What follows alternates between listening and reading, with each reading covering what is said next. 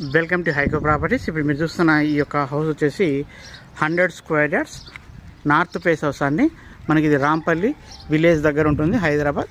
So మనకు main road నుంచి అయితే జస్ట్ ఒక 600 మీటర్స్ వస్తుందండి.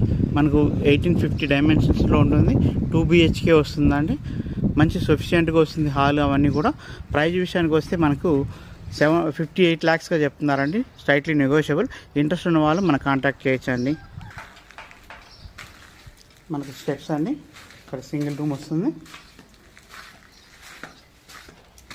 ఈ హాల్,